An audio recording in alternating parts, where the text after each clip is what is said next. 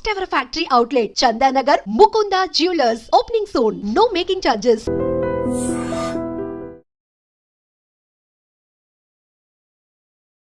నమస్తే, welcome to I dream. నేను మీ Jhansi. Trump వచ్చిన తర్వాత అమెరికాలో చాలా నిర్ణయాలు అయితే తీసుకోవడం జరిగింది. చాలామంది పానిక్ అయిన సిచ్యువేషన్స్ కూడా ఈ మధ్య మనం చూస్తున్నాం. మరి F1 వీసాల మీద వెళ్ళినప్పుడు స్టూడెంట్స్ చదువుకోవడానికి మాత్రమే వచ్చారు, చదువుకోండి అంటూ ఈ మధ్య చేసిన విషయాలు కూడా చాలా మనం చూస్తూనే ఉన్నాము. మరి చదువుకోవడానికి వెళ్ళిన విద్యార్థులు అక్కడ ఎలా ఉండాలి, జాబ్ చేయొచ్చా, పార్ట్ టైం జాబ్ జాయిన్ అవ్వచ్చా, జాయిన్ అయితే ఎలాంటి సర్కమ్స్టెన్సెస్ మనం ఫేస్ చేయాలి అండ్ ఎంతవరకు వర్క్ చేయొచ్చు, వర్కింగ్ అవర్స్ ఎలా ఉంటాయి, ఈ విషయాలను డిస్కస్ చేద్దాము. ప్రస్తుతం అంతా ఉన్నారు high court immigration and passport advocate Prithvi గారు. నమస్తే అండి. నమస్తే ఝాన్సీ. సార్, స్టూడెంట్స్ జనరల్గా ఇక్కడ నుంచి వెళ్ళి ఇంట్లో పేరెంట్స్కి బర్డెన్ తగ్గించడం కోసం కానివ్వండి, అక్కడ వాళ్ళ పాకెట్ మనీ మేనేజ్ చేసుకోవడానికి కానీ ఖర్చులు పార్ట్ టైం జాబ్ జాయిన్ అవుతూ ఉంటారు. ప్రజెంట్ సిచ్యువేషన్ ఎలా ఉంది? అసలు పార్ట్ టైం జాబ్ జాయిన్ అవ్వచ్చా? అయితే ఎన్ని అవర్స్, అంటే ఏమైనా రూల్స్ ఉన్నాయా? ఇప్పుడు F1 వీసా మీద వెళ్ళేటువంటి వాళ్ళు, అంటే ఈ స్టూడెంట్ వీసా మీద అక్కడ MS చేయటం కోసం కానీ లేకపోతే డిగ్రీ చేయటం కోసం వెళ్ళేటువంటి వాళ్ళు అక్కడ యూనివర్సిటీ సెలెక్ట్ చేసుకుంటారు. ఫస్ట్ యూనివర్సిటీకి వెళ్ళేటప్పుడు వాళ్ళు ఇక్కడ ఒక ఎంట్రన్స్ ఎగ్జామ్స్ ద్వారా వెళ్ళేవాళ్ళు కొంతమంది ఉంటారు, లేదా అంటే యూనివర్సిటీ డైరెక్ట్గా వాళ్ళు ప్లేస్మెంట్స్కి వెళ్ళేవాళ్ళు, డైరెక్ట్గా వాళ్ళు అక్కడ స్టూడెంట్స్కి జాయిన్ అయ్యేవాళ్ళు ఉంటారు. మా జీమాట్ కానీ ట్రోఫీలు కానీ రాసి వెళ్ళేవాళ్ళు వీళ్ళందరూ. ఇక్కడ స్టూడెంట్ వీసా మీద వెళ్ళేవాళ్ళు కాలేజ్లో తీసుకునే స్ట్రీమ్ బట్టి ఉంటుంది. అంటే సాఫ్ట్వేర్ సెక్టర్లో వెళ్ళేవాళ్ళు కానీ, లేకపోతే బయోకెమిస్ట్రీ బయోఫిజిక్స్లో వెళ్ళేవాళ్ళు కానీ, లేదా మెడిసిన్లో వెళ్ళేవాళ్ళు కానీ, డెంటల్లో వెళ్ళేవాళ్ళు కానీ, సైన్స్ అండ్ రీసెర్చ్లో వెళ్ళేవాళ్ళు కానీ, ఆ సంబంధించిన MS ఎడ్యుకేషన్కి వెళ్ళేవాళ్ళు అందరూ కూడా స్టెమ్ సిస్టమ్ అంటారు. Stem system science, technology and mathematics.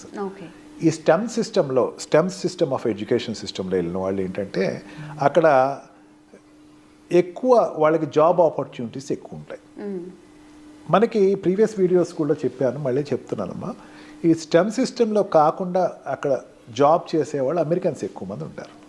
వాళ్ళు ఏంటంటే ఇక్కడ ఇండియా అనేసరికి one child born engineer born, one girl child born, ఒక డాక్టర్ బార్న్. ఇది మన సౌత్ ఇండియాలో ఎస్పెషల్లీ మన తెలుగు రాష్ట్రాల్లో ఫాలో అయ్యేటో పద్ధతి.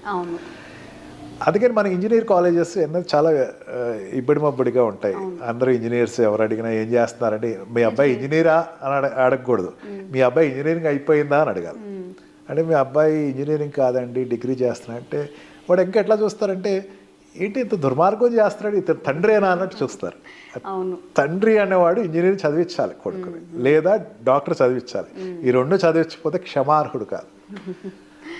అందుకని వీళ్ళు MS చదివించేటప్పుడు వాళ్ళ మైండ్లో సెటిల్ ఉంటుంది. డిగ్రీ అయిపోయింది, బీటెక్ అయిపోయింది, అందరూ బీటెక్లో కూడా మళ్ళీ స్ట్రీమే, అందరూ CSE. కంప్యూటర్ సైన్సా మీ వాడు ఏం స్ట్రీమ్ తీసుకున్నారు? కంప్యూటర్ సైన్స్ తీసుకున్నారంటే గుడ్ జాబ్. లేదు ఏం తీసుకున్నారు అంటే అదే IT. అదే లేదు అంటే ఏం తీసుకున్నారంటే త్రిబుల్ ఈనా ఓకే. ఏం తీసుకున్నారు? ఎలక్ట్రికల్ తీసుకున్నారు. ఎలక్ట్రికల్ ఇంత తప్పించి చేస్తారండి మీరు. అసలు ఏం చేద్దాం అనుకున్నారు? భవిష్యత్ ఏంటి? అట్లా పిల్లవాడిని నేను మొగ్గులో తింపేద్దాం అనుకున్నారా అన్న ఒక ఆలోచన మన ఏదో కొత్తగా జీన్స్ వచ్చేసింది మనకి. మనలో ఒక జీన్స్ ప్యాటర్న్ అది స్టార్ట్ అయ్యింది. I'm not critic upon it. ఈ పిల్లల్ని MS చేయించడం కోసం జనరల్గా ఎక్కువ అబ్రాడ్లో అమెరికా చూస్ చేసుకుంటారు. అనేకమైన కంట్రీస్ ఉన్నాయి. జర్మనీ ఉంది, ఫ్రాన్స్ ఉంది, యూరోపియన్ కంట్రీస్, ఇంగ్లాండ్ ఉంది, అండ్ దగ్గరలో ఉండేటువంటి కంట్రీస్ ఉన్నాయి. ఈవెన్ ఇక్కడ మెడిసిన్ అయితే మన చైనా ఉంది. వీటికి పంపించకుండా రష్యా ఉంది. వీటికి పంపించకుండా మ్యాక్సిమం ఎక్కువ మంది కొంచెం ఖర్చు అయినా పర్లేదు సప్పో చేసి వాడిని US MS చేస్తే వాడు సెటిల్, ఫర్ ఎవర్ సెటిల్, బిందాస్గా కూర్చోవచ్చు అన్న ఒక భావన అయితే ప్రతి పేరెంట్లో ఉంది. వీళ్ళకి ఇప్పుడు ట్రంప్ అనేవాడు ఒక ఎలక్కాయలా పడ్డాడు. ట్రంప్ అనేవాడు ఈ F1 వీసాలో ఉండే వాళ్ళందరినీ తవరేస్తున్నాడట.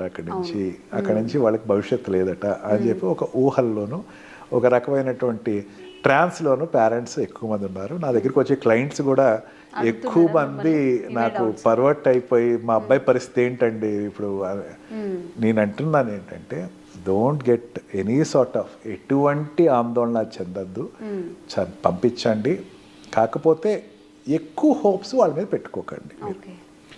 జనరల్గా ఇక్కడి నుంచి వెళ్ళే వాళ్ళు 2 రకాలు ఉంటారమ్మా. స్టూడెంట్ వీసా మీద వెళ్ళేవాళ్ళు ఒకళ్ళు ఏంటంటే ఈ లోన్ తీసుకుని పంపించేవాళ్ళు ఒకళ్ళు. లోన్ అనేది ఎంత శాతం అయితేనే అక్కడ వీసా ఇస్తారు. లోన్ ఎట్లా తీస్తామని వాళ్ళు అడుగుతారు. ఆడ తర్వాత సెకండ్ వాళ్ళు ఏంటంటే మొత్తం అంతా క్యాష్ కట్టేసేసి పంపించేవాళ్ళు ఒకళ్ళు. ఈ 2 రకాలు ఉంటారమ్మా. లోన్ తోటి వెళ్ళిన వాళ్ళు అంటే middle class and lower middle class families నుంచి వెళ్ళిన వాళ్ళు చాలామంది తెలంగాణలోను చాలామంది ఆంధ్రాలో చూస్తున్నానమ్మా. వాళ్ళు చిన్న చిన్న జాబ్స్ చేసినా సరే ఎంఎస్ పంపించేటప్పుడు వాళ్ళు బ్యాక్గ్రౌండ్ చాలా తక్కువ స్థాయి అయినా సరే సపోజ్ చూసి వాళ్ళ బ్యాంక్ అకౌంట్స్లో చూపించుకుని పంపించే వాళ్ళు ఎక్కువ మంది ఉన్నారు నాకు చూసిన వాళ్ళు.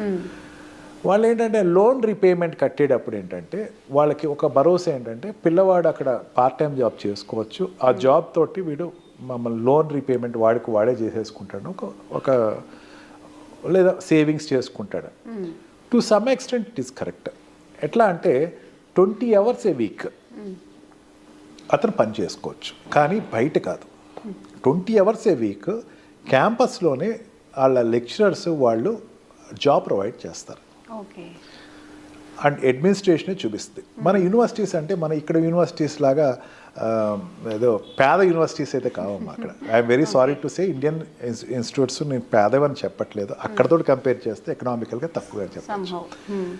ఎందుకంటే అక్కడ యూనివర్సిటీస్ ఎట్లా ఉంటాయంటే అమ్మా విపరీతమైన ఫండ్స్ తోటి ఉంటాయి.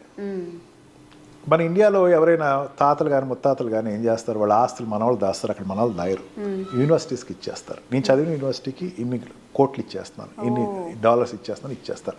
అట్లా universities are filled with money. వాళ్ళు ఏం చేస్తారంటే ఎంప్లాయ్మెంట్ క్రియేట్ చేసి వాళ్ళకి ఆ షేర్ ఇస్తారు స్టూడెంట్స్కి. పోనీ నేను చదువుకుంటున్న పిల్లవాడు వాడికి ఏదైనా ఆదాయం ఉంటుందని అక్కడ ఉండేటువంటి జాబ్స్లో, అక్కడ ఉండేటువంటి యూనివర్సిటీలో ఉండేటువంటి జాబ్స్ ఉంటుంది. ల్యాబ్స్ అసిస్టెంట్స్ కానీ అండ్ టెక్నికల్ అసిస్టెంట్స్ కానీ, హాస్పిటల్ అయితే నర్సింగ్ అసిస్టెంట్స్ కానీ, అటెండింగ్ అసిస్టెంట్స్ కానీ, ఈ అటెండెన్స్ ఇవన్నీ ఈ చిన్న చిన్న జాబ్స్ ఏదైతే ఉన్నాయో 20 hours a week వాళ్ళు పని చేసుకోవచ్చు. 20 hours వాళ్ళకి దగ్గర పర్ అవర్కి వచ్చేసరికి $8 to $18 వాళ్ళకి ఇస్తారు. అంటే ఆ అమౌంట్ కనుక మంత్లీ క్యాల్కులేట్ చేసుకుంటే కనుక వాడు ఈజీగా ఇక్కడ ఉండేటువంటి లోన్ రీపే చేసేయచ్చు. ఫస్ట్ ఇయర్ రీపే చేసేస్తాడు అమ్మా, 6 monthsలో రీపే చేసేస్తాడు. మన ఇండియన్స్ కొంచెం పేరెంట్స్ చెప్పినట్టు తింటారు. తెలుగు రాష్ట్రాల్లో ఉండేవాళ్ళు పాపం వాళ్ళు పెద్దగా అల్లర్లు చేసేవాళ్ళు కాదు, వాళ్ళు ఎక్కువ శ్రద్ధగా చదువుకొని వాళ్ళు రీపే చేసేస్తారు. ఈ పేమెంట్స్ దాటి బయట ఇంకొక పని చేయడానికి అయితే వీలు లేదు. ఓకే. చదువుకుంటున్న యూనివర్సిటీస్లోనే వాళ్ళు చేయాలి. వాళ్ళు దాంట్లో సిపిటి, ఓపీటీ అని 2 ప్రోగ్రామ్స్ ఉంటాయి అమ్మా. Curricular project training and optional project training అని 2 ఉంటాయి. సిపిటి అంటే ఏంటంటే వీళ్ళకి సబ్జెక్ట్ సంబంధించిన దాని మీదే వాడికి ఒక ప్రాజెక్ట్ ట్రైనింగ్ పంపిస్తారు, దాంట్లో కూడా పేమెంట్ ఇస్తారు. ఓపీటీ ఆప్షనల్ ప్రాజెక్ట్ ట్రైనింగ్, దాంట్లో కూడా ఆ క్యాంపస్లో పనిచేసే విధానాన్ని ఇస్తారు. ఈ మెడిసిన్కి స్ట్రీమ్లో వెళ్ళేవాళ్ళు అండ్ ఆల్సో ఈ కంప్యూటర్స్ స్ట్రీమ్లో కానీ లేకపోతే ఇంజనీరింగ్ స్ట్రీమ్లో వెళ్ళేవాళ్ళు అక్కడ ఉండేటువంటి ల్యాబ్స్ మెయింటెనెన్స్కి ఖచ్చితంగా ఎంప్లాయ్ అవసరం. కాబట్టి ఇప్పుడు జనరల్గా ఏంటంటే ఒక గ్రేడ్ ఒక యూనివర్సిటీ ఉందనుకోండి, ఆ యూనివర్సిటీలో కేవలం 20% లెక్చరర్స్ ప్రొఫెసర్స్ ఉంటారమ్మా. 80% అందరూ కూడా నాన్ టీచింగ్ స్టాఫ్ అని అంటారు కదా. నాన్ టీచింగ్ స్టాఫ్ అందరూ ఎవరు ఉంటారు మనకి, వాట్ వి కాల్ బయట ఎంప్లాయీస్ ఉంటారు. కానీ అక్కడ అట్లా ఉంటారమ్మా, ఈ స్టూడెంట్స్ తోటి చెప్పిస్తారు. స్టూడెంట్సే లెక్చర్ చేస్తారు? లేదు, non teaching staff, lab assistants, ల్యాబ్లో ఉండేటువంటి వాళ్ళు లేదా ఈ ఆఫీస్ అసిస్టెంట్స్ వీళ్ళందరూ ఉన్నారు కదా, వాళ్ళు స్టూడెంట్స్కే ఇస్తారు జాబ్స్ అని. ఆ డబ్బు ఏదో మీరే తీసుకోండి అని చెప్పేసి ఆ ఉదారత ఉంటుంది. ఆ ఓపీటీ ప్రోగ్రామ్, సిపిటి ప్రోగ్రామ్స్ ఏదైతే ఉన్నాయో ఆ ప్రోగ్రామ్ వరకు కన్ఫైన్ అయితే స్టూడెంట్ అక్కడ 2 years చదివిన తర్వాత స్టెమ్ ఎక్స్టెన్షన్ ప్రోగ్రామ్ ఇంకో 2 years ఉండొచ్చు. అక్కడ ఆ 2 years మీరు జాబ్ సంపాదించుకోవచ్చు. Your life will be in the settle mood, మీకే ప్రాబ్లం లేదు. ప్రాబ్లం ఎక్కడ వస్తుందంటే F1 వీసా మీద వెళ్ళిన వాళ్ళు అక్కడ ఓపీటీకి సెలెక్ట్ అవ్వకపోతే, ఓపీటీ అందరికీ వస్తాయా అంటే వీడి పెర్ఫార్మెన్స్ బట్టి ఉంటుంది అండ్ సెలెక్టింగ్ ఆఫ్ యూనివర్సిటీ బట్టి ఉంటుంది. అన్ని యూనివర్సిటీస్ నేను చెప్పినట్టు ఉండవు. దాంట్లో టాప్ గ్రేడ్లో ఉండేటువంటి యూనివర్సిటీస్కి ఆ ఫెసిలిటీ ఉంటుంది. ఓకే. లేదంటే కనుక ఓపీటీ రాక సిపిటీ రాక వాళ్ళు ఏం చేస్తారంటే ఈ రాకపోతే ఏం చేయాలి, పేరెంట్స్ సపోర్ట్ ఇవ్వాలి. నువ్వు ఎటు పంపించింది ఏంటి, పిల్లోని అక్కడ ఎడ్యుకేషన్లో వర్క్ చేసేసి నువ్వు సంపాదించి ఇచ్చేస్తాడని కాదు. 2 years నువ్వు అండ్ పోషించడానికి నువ్వు రెడీ అయ్యి వీసా వాళ్ళకి చెప్పి నువ్వు పంపించావు పిల్లవాడిని. అక్కడ చెప్పేటప్పుడు అమ్మ వీసా ఆఫీసర్స్ చెప్పేటప్పుడు మీ పిల్లోడిని అడుగుతారు, నువ్వు ఎట్లాగా ఈ అప్పు తీరుస్తావు అంటే మా కాలేజీలో ఉన్న ఓపీటీలో నేను తీరుస్తానంటే రిజెక్ట్ అని వేస్తాడు, స్టాంప్ బోర్డు వేస్తాడు ముందుగానే.